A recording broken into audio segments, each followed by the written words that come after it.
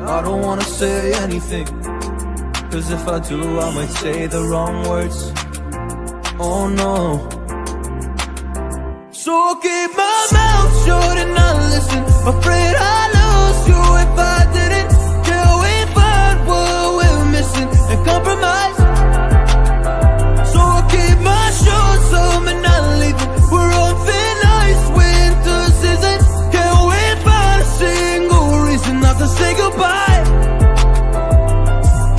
Oh, if I said what's on my mind, would you stay with me tonight? If I said what's on my mind, would that make you run and hide? Run and hide. Run and hide. If I said what's on my mind, would that make you run and hide?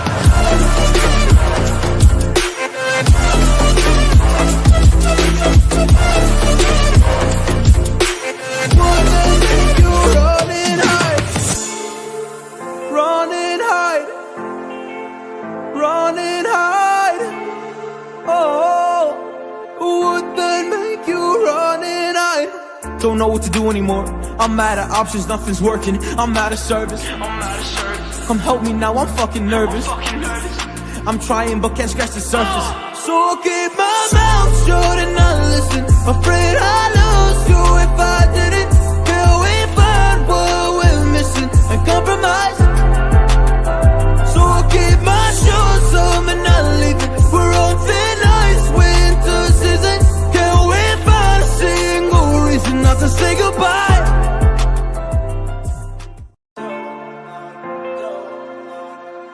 Hi, this is Allie Catch, and you're watching Cool TV.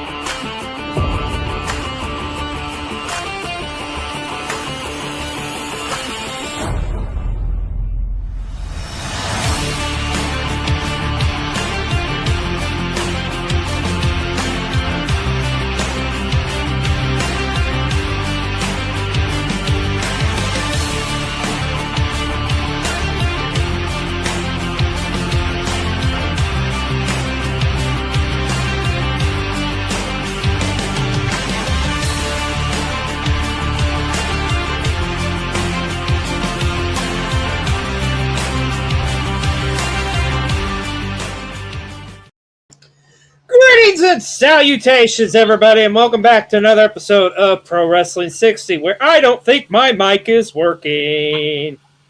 Oh no, it's working. I hear you. Oh, loud really? and clear, Because I brother. can't hear shit. Oh, there I am. Hi. I'm Xlj the Og, joined by my partner, ground, my brother from another mother, Mr. B-Roll. Yeah, I actually had to turn my volume down a little bit. It was Hi, like Mackie. it was like voice from the heavens, like I don't know about that. But it's It has it's been known exciting. to do some things, make some people moist, but anyways. I'm excited to be here today.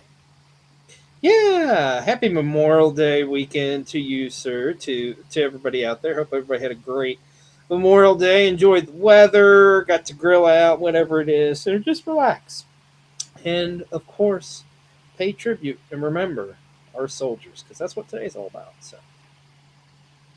True that, and I mean for us wrestling fans, I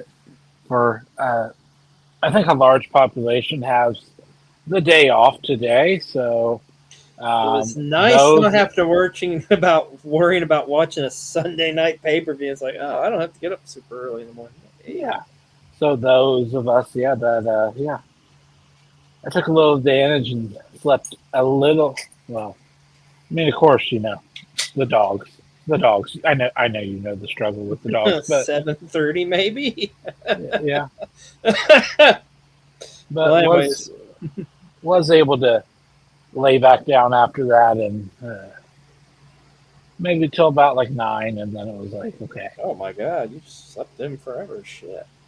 yeah. Well, but Must be nice. Anyways, but we got a lot to talk about because a lot has happened in these past couple of weeks in the world of pro wrestling, especially last night too. no, So we'll get no right into kidding. it. I'll let you hit us with that Just sweet line. yeah, I'm just gonna go out on a limb and go ahead and say it. Pay per view of the year, I think. And on But that, you did say your line though. that's true. That's true.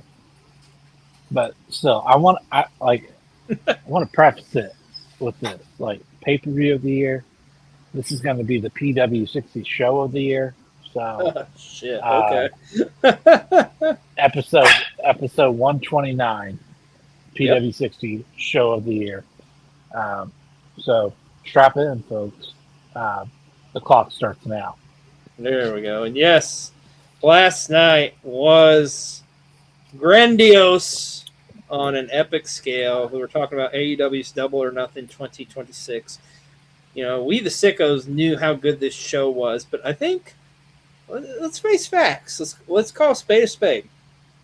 There was a lot more eyes, I think, last night on this show than normally, because I mean, the elephant in the room, like it's happening day in day out. More and more fans getting tired of watching a certain product and are realizing like the quantity and quality that AEW has been putting out, because they have been hitting home runs left and right. And last night, man, maybe the piece de resistance. Like, they've notoriously had some great Double or Nothings. A lot of people are already saying this may be the greatest Double or Nothing of all time. I can't argue that. There wasn't, the thing of it is, there wasn't a bad match on the show. There really wasn't. Like, everything, the flow of it, everything about it was incredible. Like, there was no piss break matches on this show, which is notoriously how it's been here lately with AEW. But this show, up and down, just exemplifies what all Elite Wrestling is all about. And for any of those you watching for the first time, boy, oh boy, what a treat you got last night at Double Yeah. or Nothing. Obviously, your initial thoughts, is you already said pay-per-view of the year. And like, cause like, here's the thing, like, I was watching it last night, right? And uh, there was like, okay, like we always say, like piss break matches, right? And like, this doesn't mean like any offense to like the talent or anything, but like, I feel like kind of like the two I had maybe targeted was, okay, maybe Athena and Mina Shirakawa. I don't think there's going to be much surprises there or anything. And honestly, I wasn't that excited for the Moxley and Kyle O'Reilly match. But gosh darn it, my takeaways from last night. I think Athena has a legitimate shot at winning the Owen this year.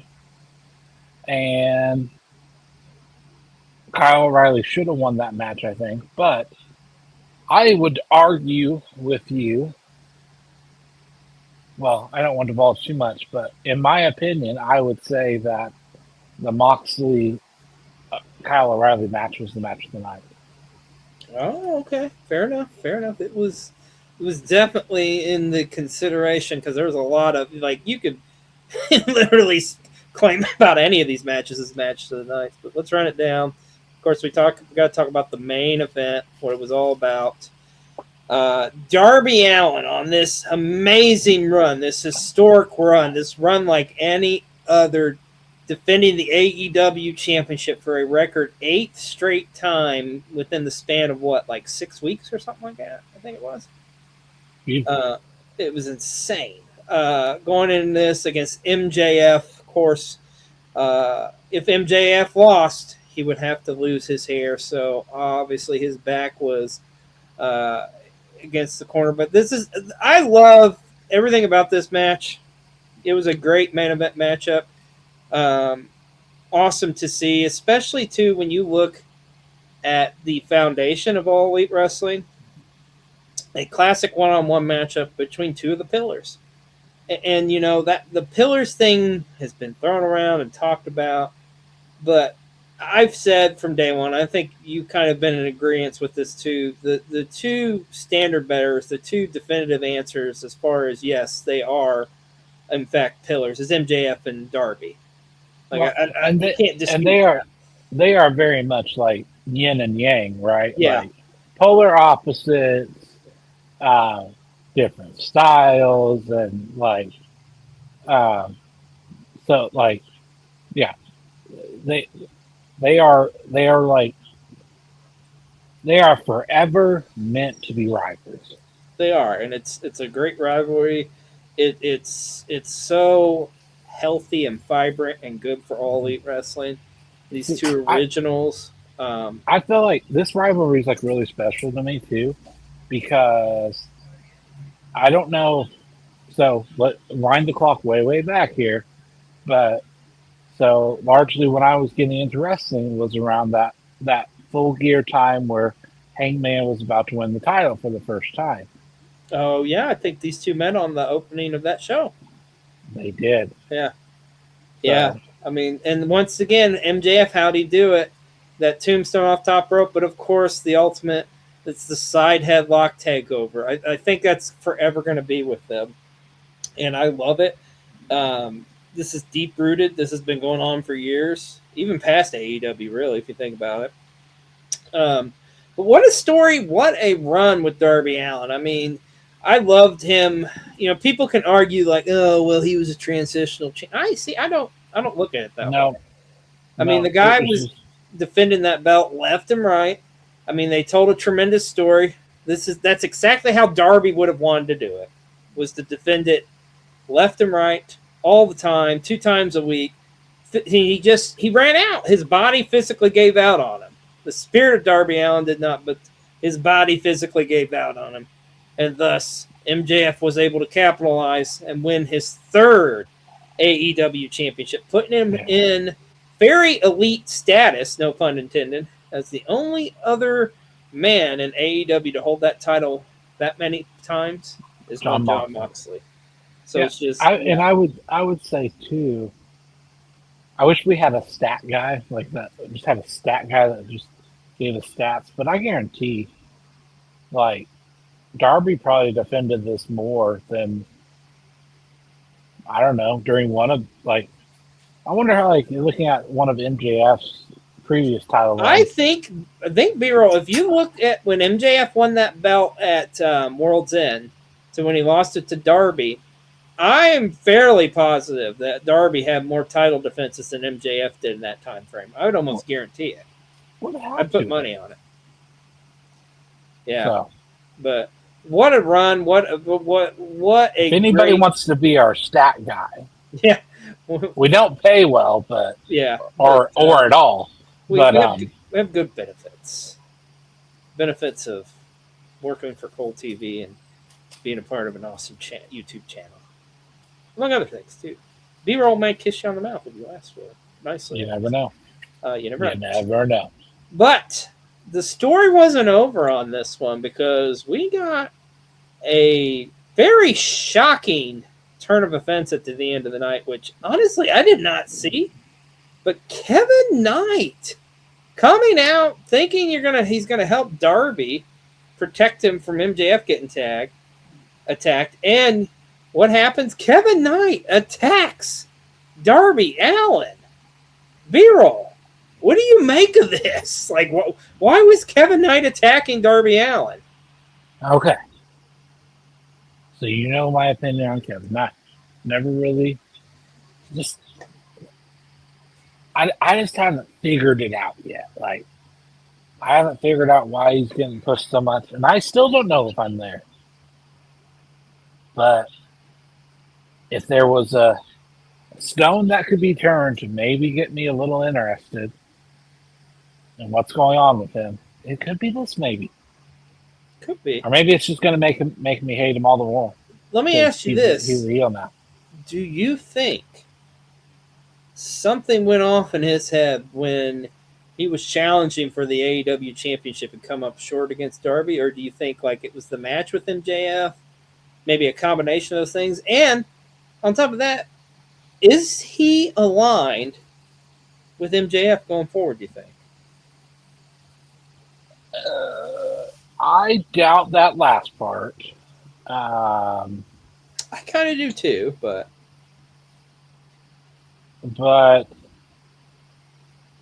see, for me, I'm like, I wonder where Speedball is out in all this. right. I was getting ready to say, what is going to happen with Jet Speed now going forward? It's like Speedball still going to be Kevin Knight's buddy here? They got to tag, or is this the end of Speedball? Like, what's going to happen here?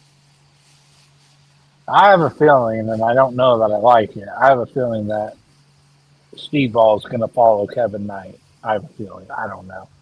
It could happen, but then you could have a very interesting arc for Speedball getting back to the good side, if you will. The whole thing, I see where I thought we were heading with Kevin Knight is and I guess we still could. It's a rivalry between him and Speedball for the TNT title. That's where I thought. Oh we were yeah, heading. no, I think that's very much in the books, no doubt about it. Absolutely, yeah. But I mean, Darby Allin may have something to say after he heals up his wounds here. I expect Darby to be off for a little while, but when he comes back, man, he's going to be coming for the head of Kevin Knight. But man, yeah, but Darby Allin being off is like going and climbing Mount Everest. Like that's his definition of being off. Well, you're not wrong there. Or getting hit by a bus. Something crazy, yeah. You're jumping off a house or some shit, yeah. Nonetheless, though, it's going to be very interesting to see what happens this Wednesday. I'm really interested to hear what Kevin Knight's got to say about all of this. But the shocking turn of events at the end of the main event at Double or Nothing last night. But, man, so many other tremendous matches, moments, and whatnot. And this was another one. What an opener for the Tag Team Championship. There was rivalry between Copeland and Christian and FTR meeting in this brutal I Quit match. Remember, if Cope and Christian lost this one, they would never be able to tag again. There was several times here, man, where I thought, shit, FTR is doing it. They're going to pull it out, especially like when they were asking Christian if he's quit, and then he's like, I banged your mom. Which I love the crowd reaction to that, by the way. The I banged your mom chants was pretty awesome. I think you're going to hear that more from arenas. Yeah.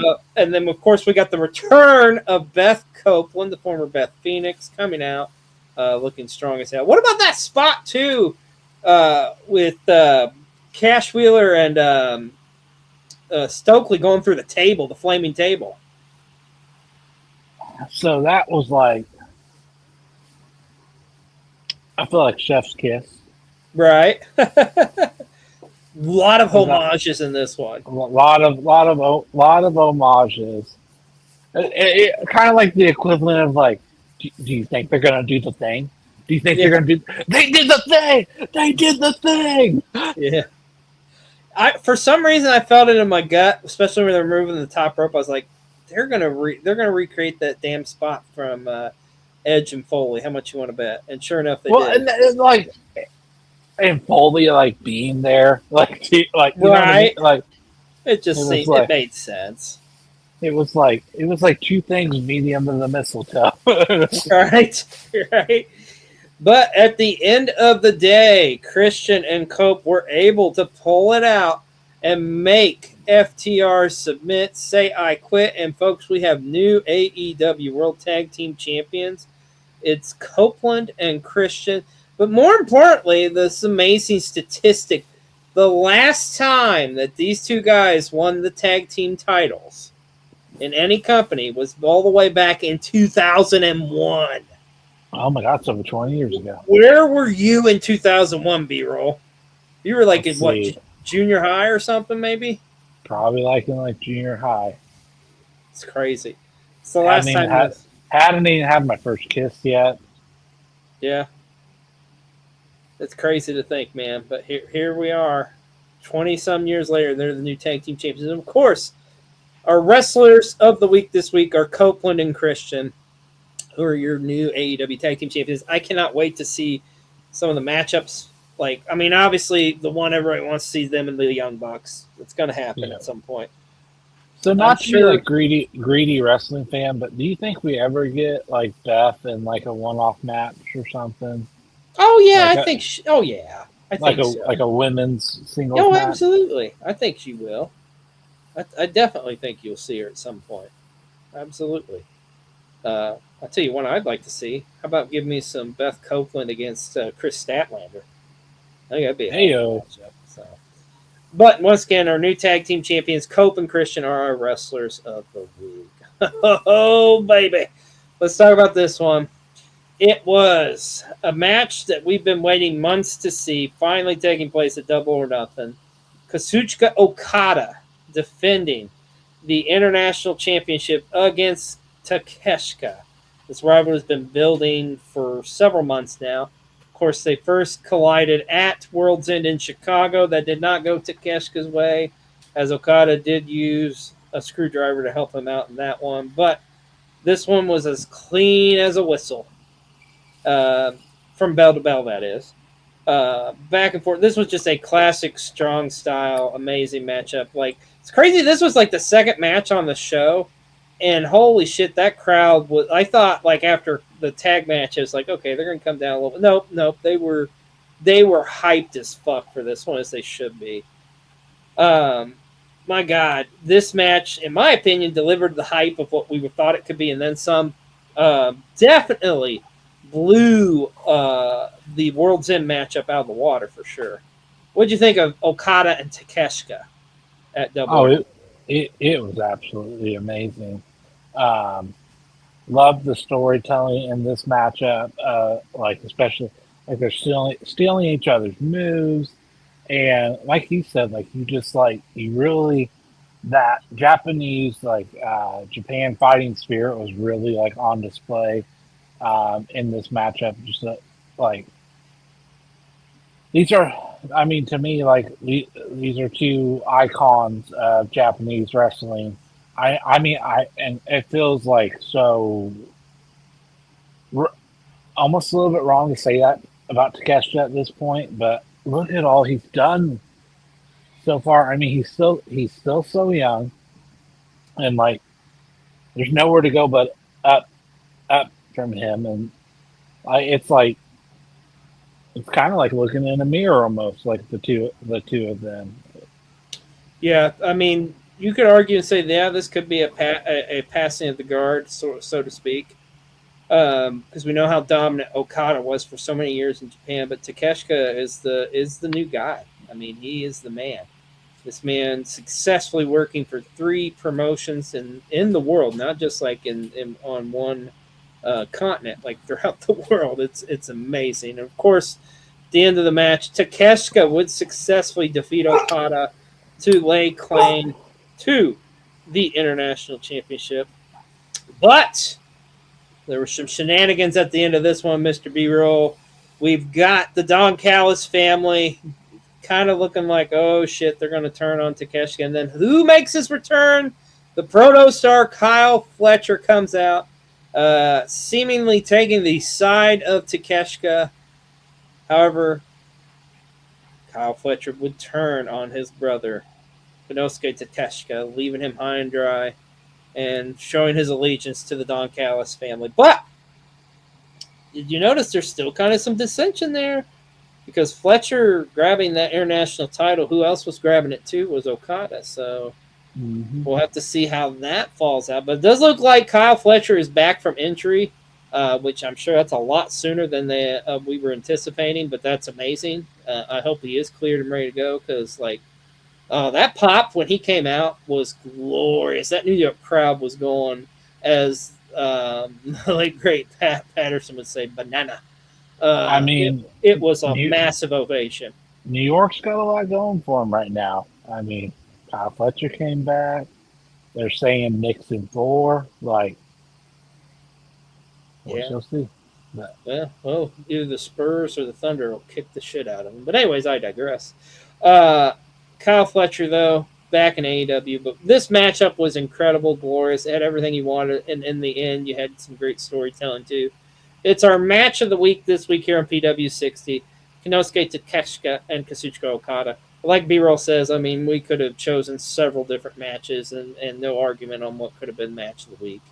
But I think this is one we're going to be talking about for years to come, though, my friend.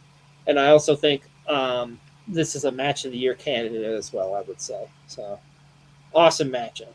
Awesome matchup. Speaking of awesome matchups, let's talk about this. This is always just a fun car crash match. And it delivered once again Stadium Stampede, returning to Double or Nothing. Of course, the biggest Stadium Stampede to date, as it was a 7-on-7 affair. Of course, you had the Demand teaming up with the Don Callis family and the Dogs going up against Chris Jericho, the Elite, and the Hurt Syndicate. There was a lot going on in this matchup, wasn't there, B-roll? There was a lot. A lot happened. Yeah. I love how they interacted with, like, because the first it was like, okay, this is feeling more like Anarchy in the Arena. Because you look at Stadium Stampede, it's notorious for just, like, those crazy oddball, like, moments and interactions, like, in throughout the stadium. And we did get that throughout the show, throughout this match anyway. Also, I love the entrances of both was great. The Jericho with the Metallica song, and then the kind of the tribute to Reservoir Dogs, so to speak. All of them wearing suits and stuff was chef's kiss. It was great. A lot of great cameos in this one. How about the throwback to Leo Rush and Bobby Lashley? Of course, for us longtime fans will remember those guys were a pair in WWE many years ago. So it's kind of cool to see that. Also, Leo Rush has been killing it lately, too, with this new character, the Blackheart he's doing. So that was awesome to see. Jurassic Express, not even the damn bus could take out Mark Davis's Badonkadonk. That's right. He's got his own bus that he carries around with him daily. That's right. It's got its own zip code and everything. Great to see Luther, by the way, too. He made a little cameo in this one. We got a food fight that took place in the back, too. It's also cool to see Tommy Invincible. And there's some other notable independent talents in that scene, or in that segment as well. So that was pretty rad to see. Just everything about it was fun. It was just a fun matchup. It was silly, but it was fun. That's what they're supposed to be. And at the end of the day, Chris Jericho, the Elite, and the Hurt Syndicate would pull out the win and would survive Stadium Stampede. Overall, what did you think of Stadium Stampede? And do you think this is the end of Jericho and Ricochet's rivalry? Probably not. Yeah, probably not. I think it tied a nice bow on it, but you're right, probably not. They're probably going to do one more match or something. It's Jericho and Ricochet, so but I thought everything. Was this a 5-star instant classic match? No, but it's everything that we thought it would be, and car crash after car crash, and even just little parts that would make you chuckle, like with Luchasaurus wearing the wig. And, oh yeah, I forgot about that too. Yeah, and even Andrade bumping into Satnam Singh. It was fun. It was a fun matchup. These matches always are like, you know what you're getting into. It's like you said, they're not going to be a 5-star classic. It's just going to be a fun time. And that's exactly what Stadium Stampede was this year, Double or Nothing. Also, we got to talk about that 4-way matchup for the Women's Championship. Went a lot back and forth there between Hikaru Shida, Chris Statlander, Jamie Hayter, and of course your champion Tekla.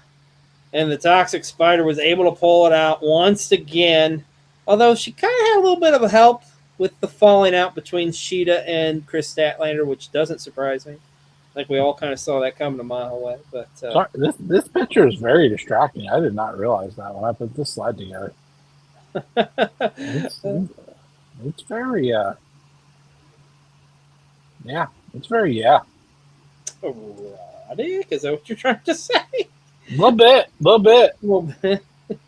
Well, nonetheless, the Toxic Spider is still your AEW Women's Champion. Another tremendous showing by Tekla. I think Tekla's going to take this all the way to London, in my opinion. I think she's got. I think she's going to keep reigning supreme because I can't see anybody stopping her anytime soon. She's on a So dominant. my question for you, sir, is: are you excited for Tekla Athena match? Because it's happening. I would not be shocked if that's what ends up happening. That would be, I think, a great matchup. I Unless also, the wild card ends up being like Mercedes or something, which it very well could be. Or I was going to say, watch out who the wild card is because I think, in my opinion, that's who's going to win it. But or Alex Windsor, because I mean that would be kind of cool. The UK back home, but probably a long shot there. Truth be told, as much as I love Alex Windsor, because I think you're right. I think the wild card it's probably going to be Mercedes. I would say, or and you never know, it could be you never Britt know. Baker. Yeah, crazier things have Never happened. know. But regardless of what happens, Could be Toxic, Tony Storm. You the never know. Toxic Spider is going to be waiting and ready for whoever it may be. But she once again proving her dominance as AEW Women's World. Wild card could be me. You never know. Could be best scout machine. You never know.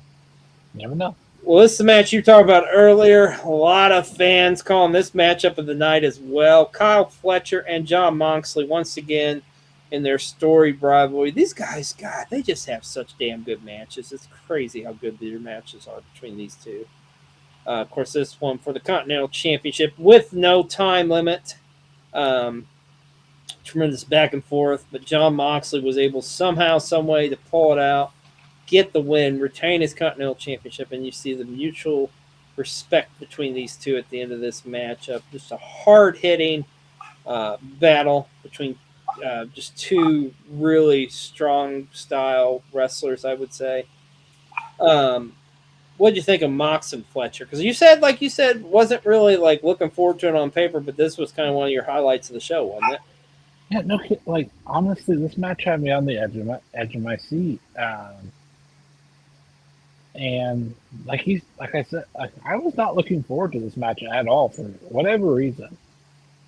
But man, like for me personally, like with the bar I had set for it, like this match just like over delivered like so much for me. And I was like really like rooting hard for Kyle Fletcher to pull this one out. And like I really thought how they kind of set it up. I really thought he was going to like with the whole showing him back there, getting a little pep talk. And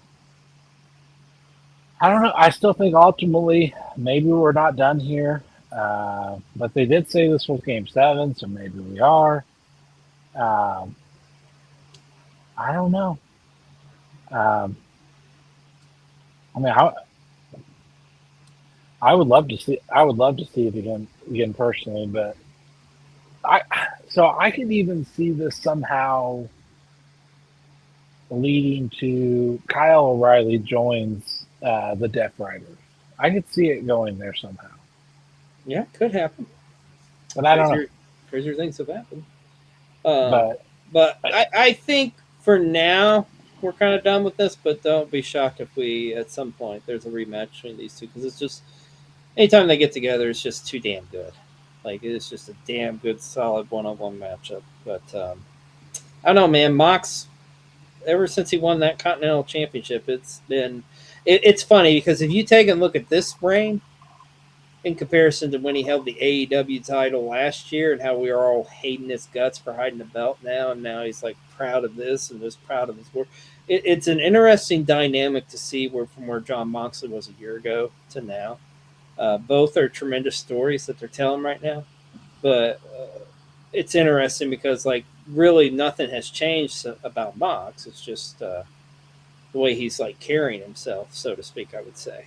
Or it's like maybe it's like he identifies more with this Continental Championship than he did the World Title or something. So it's very interesting. It's a very interesting dynamic going on there. But once again, John Moxley still your Continental Champion.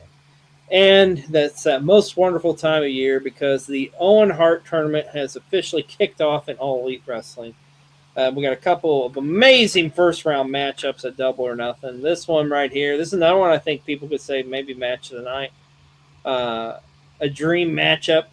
We've been waiting and clamoring to see Will Ospreay 1-on-1 against Samoa Joe.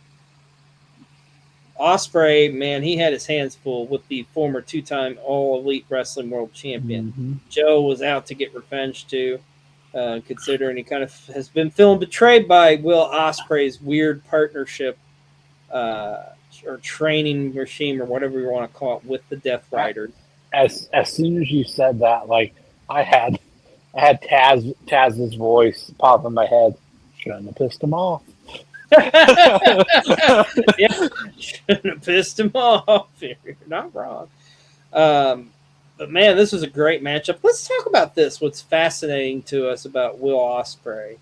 We're big Will Ospreay fans here at PW60. You know, B-Roll, it's one of his favorite guys. But since he's kind of came back, it's like, have you noticed, like, there's still a lot of Will Ospreayisms, I will call him, in his matchups, but there's also a lot. It's a different pacing and tone, more methodical, more, and of course, a lot of that has to do with the training with the Death Riders and stuff. But it's just interesting to see Will Ospreay evolve. But he's going to keep on evolving because he did pick up the win against Samoa Joe. He will advance to the second round of the Owen Hart tournament, where he will await the winner between Mark Davis and Jack Perry. That's going to be an interesting one. But on the other side of the bracket, we had some incredible action, too. This is another one that could easily be match of the night. Bandito one-on-one with Swerve Strickland. Holy shit, was this a freaking banger, as the kids would say. Back and forth on this one. So many close falls. What about the freaking house call off the shoulders of Bandito? That was unreal.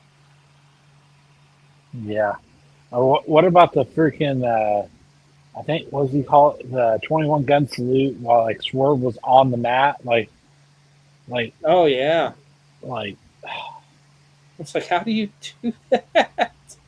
But man, oh man, this one could have went either way. But the former All Elite Wrestling World Champion Swerve Strickland pulling out a win, defeating the Ring of Honor World Champion Bandito, and thus moving on in the Owen Hart tournament, where now he will await the winner between Claudio Castanelli and Big Brody King. So that'll be, holy shit, that'll be a good one. The Owen tournament is loaded this year. I mean, I know you only got like 8 guys in it, but all of them, it's like you've got like amazing talent, guys who could easily win it, guys who are red hot right now, like Mark Davis and stuff. It's a loaded tournament, just for 8 guys. But on the women's side of action, we've got it's a unique brackets as well. And of course, in first round action, B-Roll alluded to it earlier, Athena, your Ring of Honor Women's Champion, successfully defeating Mina Shirakawa to advance to the second round of the Owen tournament, where the women's tournament for Owen Hart is so much like uniqueness going on there, I think, in comparison to the men's.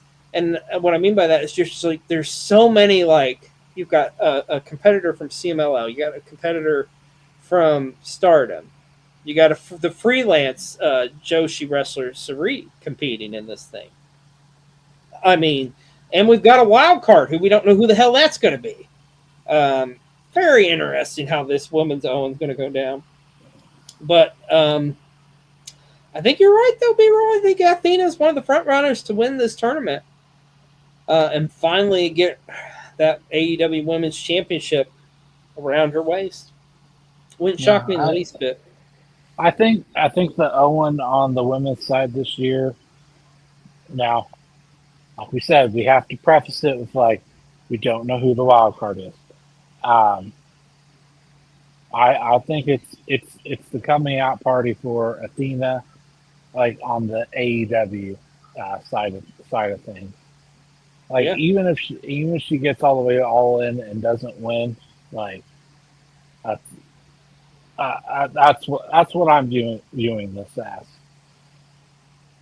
Okay. And I mean, at the men's, I feel like I could confidently almost predict the whole bracket, but I don't really care. Um, Yeah, I would easily guess it's Osprey and Swerve in the finals. I mean, it's got to be right. That makes most sense. right. But It will be so Osprey's next matchup will be against Mark Davis. Mark Davis is going to win that because Mark Davis beat Osprey, and then some Osprey's going to get his licks back, and then he's going to go into the finals and he's going to face Swerve. Yeah, and then he's going to All In. there you go, bruv. Well, that was the amazing card that was Double or Nothing. Like we say, from top to bottom, they're not a bad matchup. Like each match I was got important. I got one more thing on Double or Nothing that I forgot to say with same Stampede. What's that? I think an unsung MVP coming out party of that matchup was Tonga Loa. Oh my God, I'm so glad you said that. Yeah, he looks. God, did he look good? We talk about Bishop Khan a lot because we've seen him in Aussie wrestling. Who he's a fucking specimen in that. But yeah, I totally agree with you there. Jeez, did he look impressive in that stadium Mm-hmm. stampede? He looked like $1,000,000. Um, yeah, could not agree more. Let's also talk about the buy-in, though. The buy-in had some great moments as well. Of course, the big one, Mick Foley making his AEW debut in the crowd. Even they were just starting to pile in, still an awesome response for him. Great to see. You did have, I would say, Defying Dominion maybe had their toughest challenge yet in these 5 minute challenges. Still, though, they won within 5 minutes, but I think it went 4 minutes and 40 some seconds, I want to say. But you had Viva Fan and Sadist. Sorry, I think I'm having some mic problems. I apologize. Oh, I hear you. You had Viva Fan and Sada Steel go the distance with them in that one. Also, you had the Death Riders pick up a win against the Ops in trios action. The big 8-man or 10-man with Shane Taylor Promotions going down to the conglomeration and Big Boom, AJ, and QT Marshall. I will say this if I'm nitpicking, like, um, I kind of felt this for a while, but I'm glad that they're just on the pre-show, but I'm kind of burnt out on the whole fucking Costco guys. Can they just, like, can we just be done with that? I mean, it's fucking annoying. Like, even though it's on the pre-show, it's like, okay, it was kind of cute. Okay, the wrestler dressed as Orange Cassidy. Yeah, I get it, but Can't we just get back to my gosh darn Brandon Cutler and Colt Cabana matchup? Gosh darn it! I do miss those guys. But well, speaking of AEW, of course, the road to get there. Like we said, we got to talk about this first, man. Huge news in the world of wrestling. Mick Foley officially joined AEW.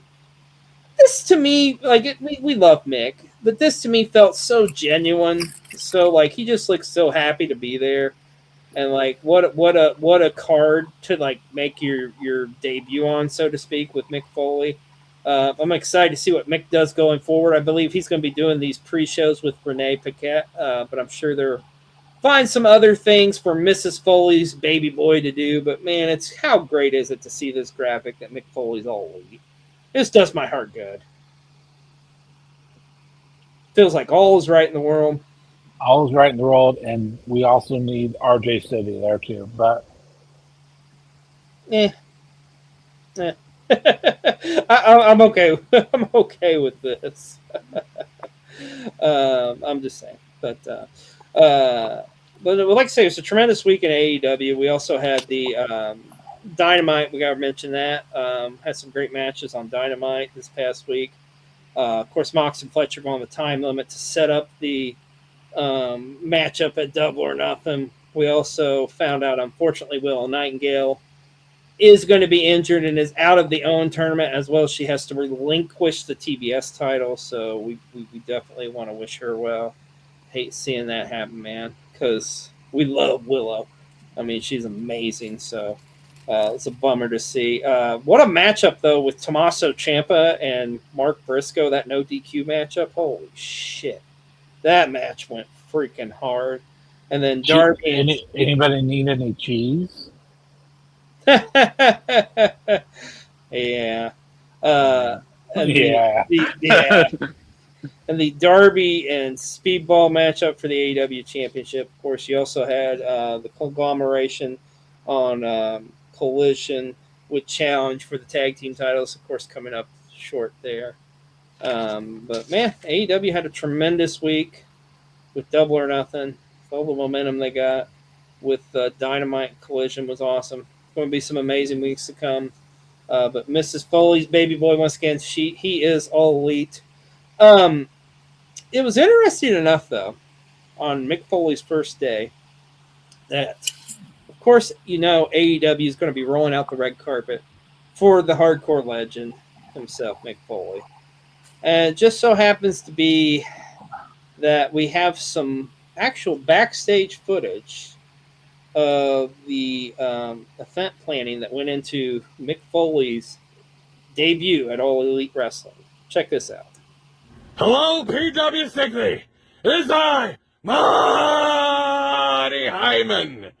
And I was put in charge with AEW to do the welcoming committee for Mick Foley, who's all elite. So I decided to help out. I was given some money by Tony Khan, our Lord and Savior, to have a welcoming committee for Mike Foley. So I put together this office pizza party. What?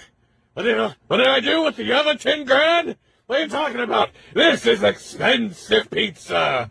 Oh, look at it. This is some big old cheesy sticks right here. And, Lord have mercy, we got pepperoni. I could not in any way, shape, or form pocket $9,950. I spent it. I'm sure that Mike Foley will fully appreciate this. What I spent my money on, or Tony Khan's money on, is none of your business. Even though I did buy some cashmere sweaters. I got puffy socks. I bought Adele's 21 on vinyl. Lord, I love me some Adele. Rolling in the deep. I bought a foot-powered crossbow. What I think is the authentic Elephant Man's bones. Pube trimmings from Ed Sheeran. Ed Sheeran. Albums on vinyl. Your Mother's Soul. And more importantly, pants that'll fit my quotation marks from my doctor, childbearing hips. Ooh, Cheeto dust. So once again, welcome to AEW, Mike Foley. You cannot have any of the Supreme Pizza. Those are all mine. Everyone in this building is allergic to black olives but me. My doctor said so. No, you cannot borrow my Ed Sheeran vinyl. You win some, you lose some, right? That's what you get for hiring Marty. Anyways, I hope there was at least maybe some, I don't know, maybe like a fruit tray or platter or something for Mick back here. Hopefully Marty didn't pawn that off. Anyways.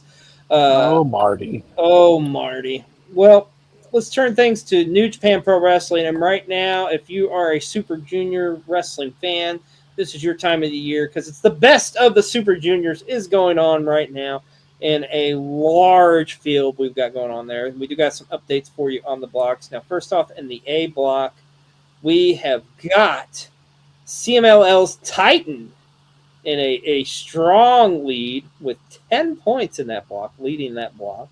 But you do have some other guys kind of knocking on the door here. How about Jun Kasai with 8 points? That's awesome to see the deathmatch legend in there. But what's not awesome to see is Master Wato with 8. Why in the fuck does this guy still, I just don't get it. I don't get it. I'm never going to get Master Wato. Just like same with House Torture, but whatever. So, now the B block. Man, if they put Master Watt on House Oh of Torture, dear God! Did I just talk that into that's existence? I think that's the one thing that could maybe save House of Torture for you. Save it? I'd be like, fuck them even Yeah, more. yeah. Yeah. He needs to be the leader. Oh dear God. Well, let's talk about B block. B block is a completely different story. As we've got, it's very even here. You've got leading the block really. Sho, Daisuke Sasaki, Taiji Ishimori, El Desperado, and Yo all with 6 points. But then right behind them, you got guys like Yoshibi Kawamura, Robbie Eagles, and Hio, and Jacob Austin Young with 4 points. How crazy to see Kushida at the bottom of that block too with 2. But anyways, but the Super Juniors tournament will continue all the way on until June. I believe it's the 7th, and of course we'll have the other footage and coverage and updates on who's walking out as the best Super Junior wrestler in the world. Like I say, man, that's always a fun tournament that New Japan puts on in the summertime. So, well, speaking of New Japan, we got some more news. Not surprised by this one. I think it's kind of a long time coming. Hiroshi Tenzan, the former IWGP Heavyweight Champion, longtime New Japan star, has officially announced his retirement, and he will retire on August the 15th. Will be his last matchup. Tenzan's had a historic career. I don't think he gets nearly as much love because when Tenzan was really kind of getting his popularity and kind of getting his, like, he was in his prime, was really kind of like the dark age for New Japan, where it was like knocking on the door, kind of being like done for. And nothing with Tenzan or anything, but just the way the business was working back then. But if you've never watched a Tenzan matchup, go back and check him out. I mean, he's wrestled virtually everybody from the Macho Man Randy Savage to Yuji Nagata and of course Okada, like all these great Japanese wrestlers. Tenzan is one of those guys up there. So it's going to be interesting to see what happens there. But we here at PW60, we want to wish the great Tenzan congratulations on a historic career, to say the least. And let's talk about this one. Speaking of big shows, this happened a week ago last Friday. Ring of Honor Supercard of Honor taking place this year in Salisbury, Maryland. Big show. And once again, we've talked about her. We got to talk about her again. She is your forever ROH Women's Champion, Athena. Went through 5 other challengers in the survival of the fittest matchup for the Ring of Honor Women's Championship. Taking off challengers like Trisha Adora, Yuka Sakazaki, Maya World, of course, Sada Steele, and even her own minion, Billy Starks. I don't see anybody in ROH stopping her for that title. Do you? I don't know who. Well, the only one I can see is maybe someday if Billy can do it. But, I mean, I think we're far from that. I honestly think at the rate she's going, B-roll, I think they're going to keep that belt on her. I could possibly see her breaking like somebody like Bruno Sammartino's record for longest reigning champion. he definitely could do something like that. Billy probably should be the one to eventually do it if and when it ever does happen. Mm-hmm. One other person I could see doing it, and when I say the name, you'll understand the bias. Gianna Prosser could do it, but I like it Gianna, just but I don't think so. logistically, it just doesn't make sense. Like they kind of basically invented the women's pure title for Diana, and she's probably going to hold that belt forever. Yeah, nobody's going to beat her. Yeah, but I don't know about that. But yeah, man, you really like Diana. But again, this is somebody we don't know right now. But Athena once again retaining that championship in the main event. And don't forget the Diana is a former ROH women's champion, so don't disrespect her. I'm not, but I'm just saying. Well, also Bandito successfully retained his Ring of Honor Men's Championship in a classic matchup against Blake Christian. This was awesome. Great to see Blake. We personally know how good Blake Christian is. We've had the privilege of watching him up close and in person many, many, many times in a GCW. Well, yeah, he's our cousin. He's our cousin too. He's family. So, but Bandito once again retaining that ROH championship. He's another one, man. I don't see anybody beating him anytime soon, man. It's Bandito, man. Yeah, unless like Swerve decided he wants the ROH title, right, which I don't see right. like.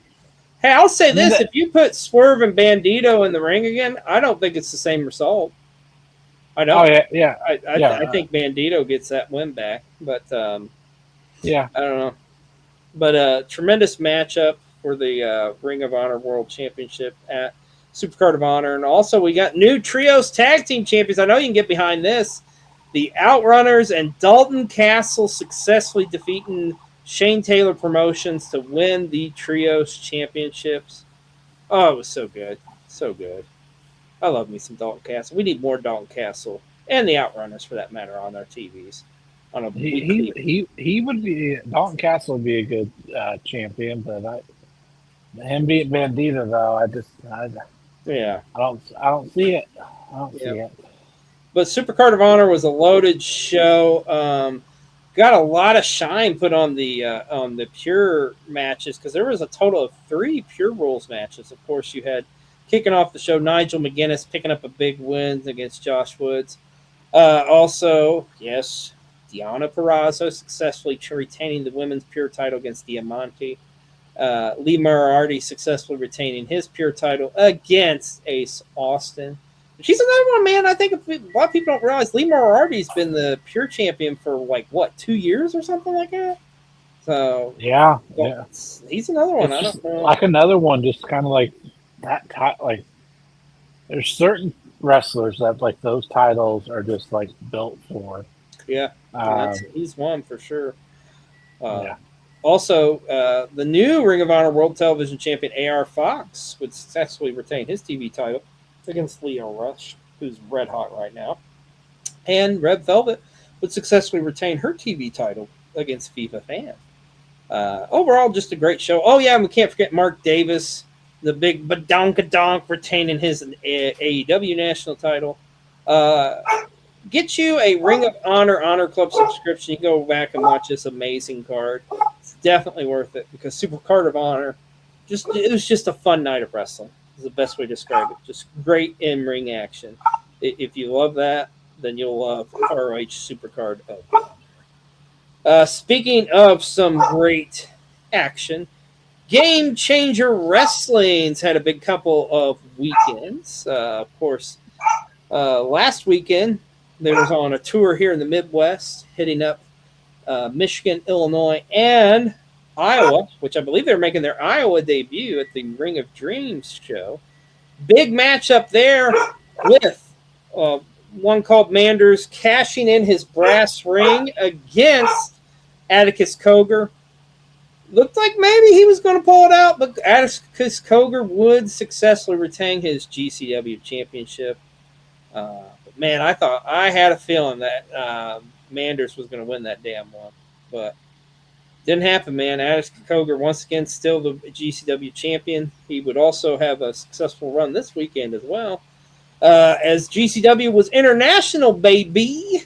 As GCW was live in Italy this past Saturday, or Sunday, technically.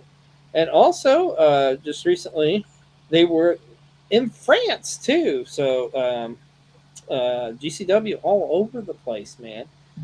International shows. It was cool too to see this, like some of this promotion from France. I think it's BCW or something like that. So you can catch a replay of all those shows over on Triller TV. All right, now it's time in the show where we go to our good buddy, the spicy one himself, Spicy Guac, with a spicy take. So it's your boy Gustavo. As a wrestling fan,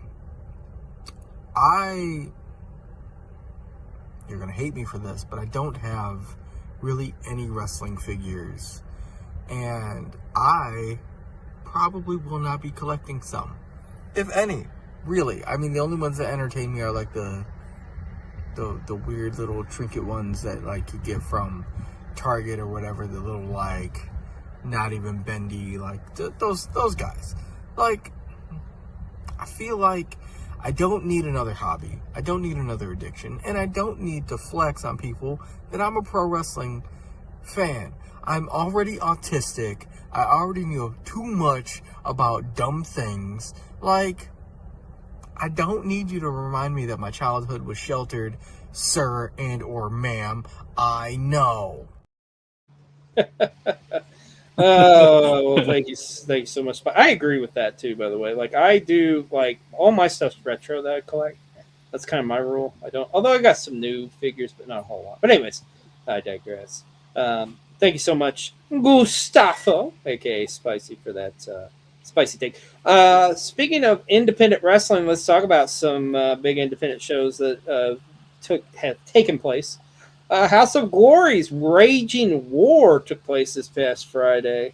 Tremendous show there. Kevin Knight picking up a huge win against Amazing Red in a dream matchup. Also in an unsanctioned matchup, Lena Cross would defeat Shotzi Blackheart. And in the main event, like a dream tag team match, so to speak, you had the House of Glory tag team champions, the Hardy Boys, successfully retain against former Dark Order members. Of course, longtime fans know them as the Super Smash Brothers, Stu Grayson and Evil Uno. Tremendous main event matchup there. Also, Charles Mason and Sil Fatu, respectively, retaining their championships as well. Of course, you can catch a replay of this over on Triller TV, House of Glory. Also, this one coming out, big surprise appearance by one Jon Moxley in his hometown, of course, in Cincinnati, Ohio, where our good buddies Warrior Wrestling was in town for a show, and Jon Moxley just so happened to show up and was in the corner of his Death Rider stablemate, Marina Shafir's corner. So, pretty awesome moment to see Jon Moxley there. Speaking of Moxley and independent, we can tell you the next independent show you'll see him at will be Wrestling Revolvers, the Silence of the Slams, which will be coming up here. I believe that's in June, I want to say. So we'll be seeing Jon Moxley in action on a Wrestling Revolver show. That's going to be interesting to see. And boy, oh boy, the IWC is about to lose their shit, folks, because maybe the biggest matchup of all internet wrestling personalities will take place. It's the War on the Shore 3 in New Jersey coming up Tuesday, July 14th. It is a triple threat match unlike any others. You got Big Trouble Ben Bishop, Richard Holiday, and Jack Fawn competing in a triple threat matchup.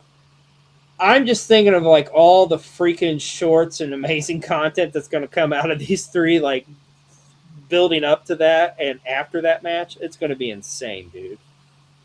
Insane. But the independent scene is live and well.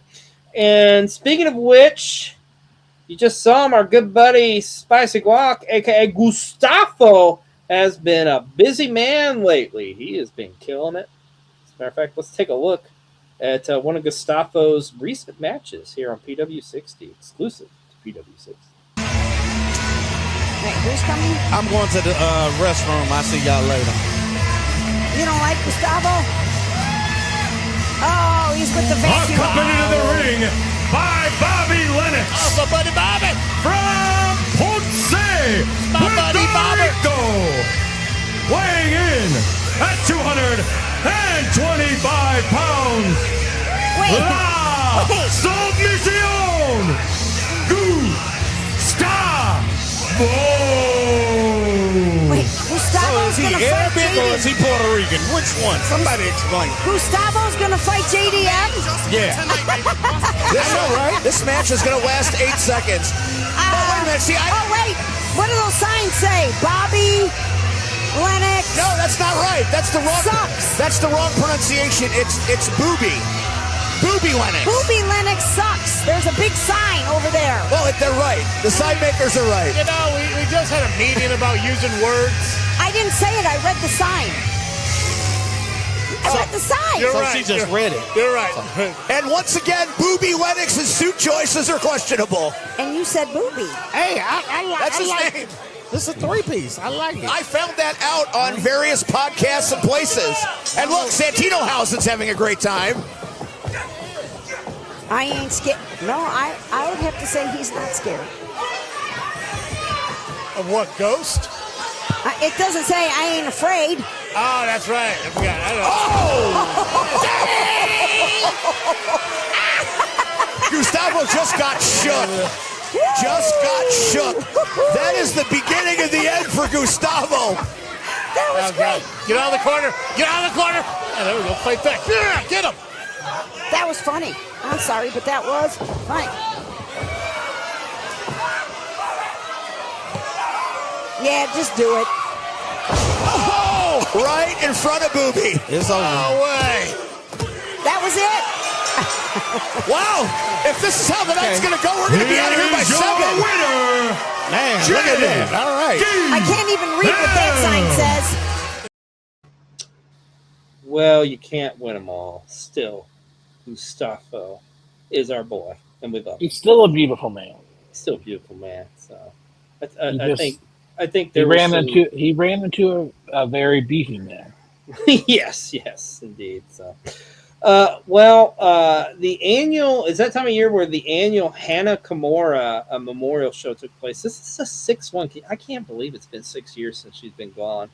If you don't know the story of Hannah Kimura, she was a phenomenal Joshi wrestler who left us way too soon, sadly, due to some online bullying, taking her own life at such a young age. But they put on an amazing show in Japan, combining a lot of the great Joshi wrestlers. I think this is on the Wrestle Universe app. I believe you can catch a replay of this. But seriously, can't stress it enough, man. Throw that out there. Don't forget to, if you're ever down where you think it's just like, there's no going back or whatever, like always, please reach out to that suicide hotline. Because, life is too important, too short. But it's great that they can carry on the spirit of Hannah Kimura and these incredible shows. Speaking of the world of Joshi Wrestling, this is another one I can't believe too. Marigold was celebrating their 2nd anniversary. I feel like it was just yesterday that Marigold started up, but this was their 2-year anniversary show. Of course, it was Marigold Shine Forever. Now, the big thing coming out of this show, this would, in fact, be Utami Hayashita's last match with Marigold. She is now a free agent. Of course, she competed in the main event in a trios matchup. Tell you another cool moment on this show, B-roll. The great Dump Matsumoto was in action. Of course, the all-time Joshi legend. Defeating Megaton in a one-on-one matchup. Always great to see her. But yeah, this is another amazing show. And of course, this one you can catch the replay on the Wrestle Universe app. An awesome show. Oh, baby. Now, this is exciting. It's officially been announced. Nikki Storm. Of course, you all remember the former Nikki Cross. But Nikki Storm is returning to the UK scene, and she will be making a very special appearance for Progress Chapter 196, Scorchio. She will actually be competing. So, man, that's going to be awesome to see Nikki Storm. If you never got to see Nikki Storm compete in the UK, holy shit, go back and watch her stuff in IWC and all those Rev Pro and stuff. Dude, she is an incredible, you already know she's an incredible performer, but her stuff in the UK was badass, man. Super excited about that, to see that. Tell you what else is super exciting too. What about this? MLW announcing a strategic partnership with Stardom, as MLW adds to another one of the many promotions that they work with. But what's huge about this is because of this partnership we know this summer we are going to see the North American debut of arguably the greatest Joshi wrestler going today, Saya Kamatani, will be competing here in the States. That is going to be freaking exciting. Cannot wait to see that. The whole... I feel like if that's within driving distance. Kind of want to check that one out in person almost. I think it's Philly. It's probably going to be Philly because that's where a lot of MLW shows are. But yeah. But man, it's going to be awesome to see her here in the States. Can't wait to see it. Also, this was a cool story coming out this week, and right in our neck of the woods too. Billy Starks officially graduating from college. Of course, she was still in college while she was wrestling and competing on Ring of Honor Wrestling. How crazy is that? Just at 21 years old. Awesome to see. Billy Starks is an amazing person. We've known her for years. Love Billy. She's a mainstay, a fixture. She does the Midwest proud, fighting pride out of Louisville, Kentucky. Man, great to see, man. Happy for Billy Starks. We here at PW60, we want to wish you congratulations, young lady.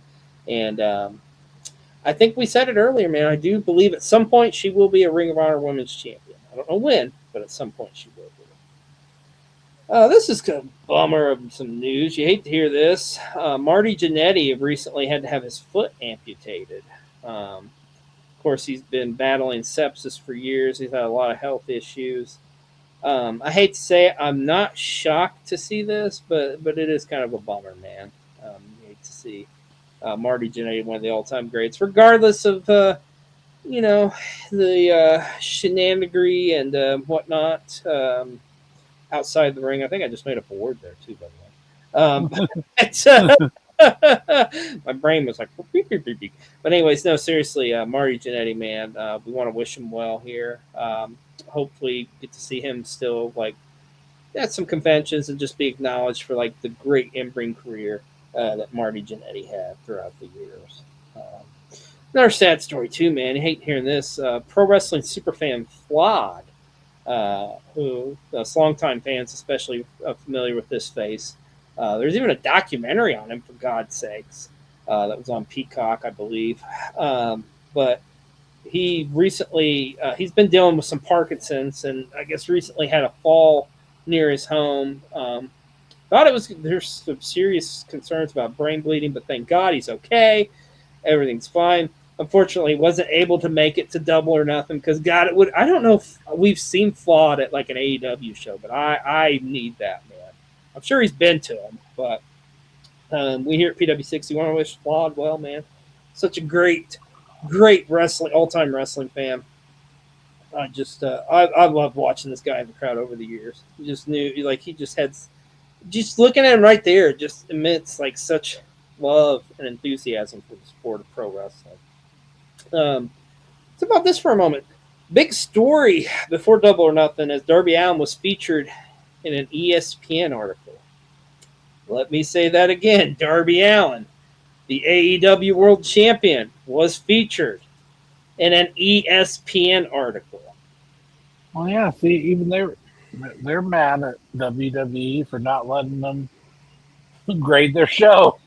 Well, and they acknowledge the fact that it's good wrestling. They know what good wrestling is. Unfortunately, they're not subjected to it on their network, but they recognize and know what good wrestling is. And it's not just them too. All these other sports outlets too, from Sports Illustrated to ESPN and stuff. They realize, AEW is cooking with gas and then some. But cool story, cool article on Darby Allin, man. Just what a unique individual he is, and just his body of work in the world of pro wrestling, it's fascinating and awesome to say the least. Speaking of the world of sports, I talk about this one. NFL was working with CMLL to help promote their Mexico City game that'll be coming up in the Reno, Mexico. Or actually, I don't think the game's in Reno, Mexico. I think, but it is in the Coliseum or whatever there. So correct. Yeah. But yeah, pretty cool to see that partnership. I'm sure maybe a little Tony Khan had a little something to help out with that, but nonetheless, cool to see nonetheless. And speaking of partnerships, we got to talk about this one. How about AEW's teaming up with the Minnesota Twins as they officially have announced Brawl in the Ballpark coming up on July 10th at Target Field. Apparently, this is going to be there's going to be a wrestling show post game after the Angels take on the Twins.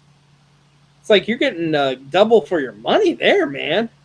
Hopefully, though, the game doesn't go like multiple innings or something, because then they'd be kind of screwed. But I think it will. I don't think the Twins are very good. Well, you know, I could be wrong, but pretty cool. See what that partnership's going to be, like what this is going to consist of. We don't entirely know, but coming up on July 10th. You can see Mike Trout and wrestling. There you go. Hooray! I don't know who that is, but anyways, he plays for the Angels. Oh, okay. Yeah, I'm not a big baseball follower anymore, unfortunately. But anyways, I digress. I tell you, I am a follower. Now I'm going to look up the Twins' record just to make sure I'm accurate. Well, I tell you who I would be looking up. This guy right here. Ooh, the Tuckman. That's right. This Australian sensation is taking over the wrestling internet. He's taking it by storm. His entrance going viral, like the da da da da da da. It's a very much like a reminds me of like when Grado would come out back in the day. The 5 is cool. It's amazing. Like he's got him in the palm of his hands. Go follow him on socials. That's 3 O's. The Tuckman.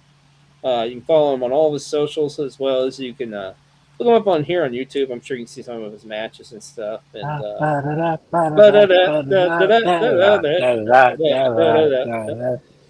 well, I tell you, I'd love to end the show on that, but we do have some sad news we have to end this week with. We lost another great performer, and this one kind of hit home to us a little bit because we may have very well witnessed his last match. This young man, M.B. Funk, or Michael Whitehead, sadly passed away in his sleep about a week ago. And the independent wrestling community is mourning a tremendous loss from everything we were told this. And we got to see him for the first time there at that Emerge show we was at a couple weeks ago, and was very impressed with him in that tag team title matchup. But man, you hate to see this. I think he was only in his 20s. It's so much ahead for him. I know there is a GoFundMe out there for him. If anybody can make like any type of donations to help with the funeral costs and whatnot. But we here at PW60, we want to wish the family our condolences. And may you rest in peace, young man. We were so happy that we got to at least see you once, but it's tragic that that's the only time. But Michael Whitehead, you will truly be missed in the world of professional wrestling. May you rest in peace, sir. Well, B-Roll, that's going to do it for PW60 this week. Once again, we've talked about everything that's happened in the world of pro wrestling. Do you have any closing words, my friend? Closing words. I feel like I need to offer words of wisdom when you set it up that way.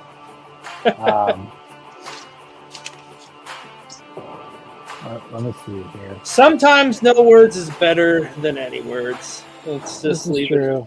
it. when life gives you lemons, make lemonade. There you go. Well, thank you so much for watching Pro Wrestling 60. Everybody enjoy the rest of your Memorial Day weekend, and we'll see you in a couple weeks on another episode of PW60. Everybody take care. Good night, folks.